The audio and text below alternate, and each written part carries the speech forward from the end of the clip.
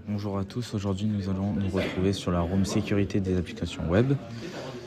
Pour expliquer cela, sur nos PC nous avons des programmes qui sont installés localement, alors que sur un site web c'est des serveurs qui tournent à plein régime avec des programmes à l'intérieur. Ils servent entre guillemets les clients qui demandent à accéder à ces programmes afin qu'ils puissent utiliser. Certains programmes ont besoin de bases de données internes, telles qu'une base de données de produits, de customers, donc les users, et de vente. Les sites en ligne vont demander des informations aux bases de données qui vont renvoyer directement aux clients. Et pour cela, pour tout fonctionner, nous avons besoin d'Internet, un navigateur web.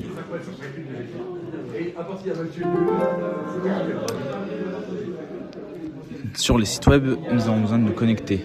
Donc, il y a 5 étapes. Pour un client lambda qui va acheter quelque chose, il va se connecter, il va chercher un produit. Il va notamment ajouter le produit, mettre ses informations et payer. Les attaquants, eux, peuvent essayer, si le site n'est pas sécurisé, de entrer un bon nom d'utilisateur et de forcer le mot de passe. Donc, il va essayer il y aura sûrement des programmes pour forcer les mots de passe, donc créer des mots de passe aléatoires tout le temps par rapport aux informations de l'utilisateur si le site n'est pas protégé. C'est pour cela qu'il y a des protocoles à utiliser tels que HTTPS. Pour le nom limité et que ça ne fonctionne pas, nous aurons ceci: l'identification et l'authentification, l'échec d'authentification et d'identification.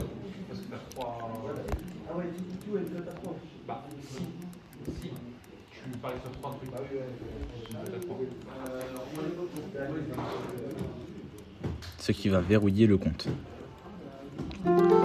Également, si le nom d'utilisateur ou le mot de passe est envoyé en clair sans être crypté, c'est que ça vient d'un problème de sécurité interne. Donc, ça sera un échec cryptographique.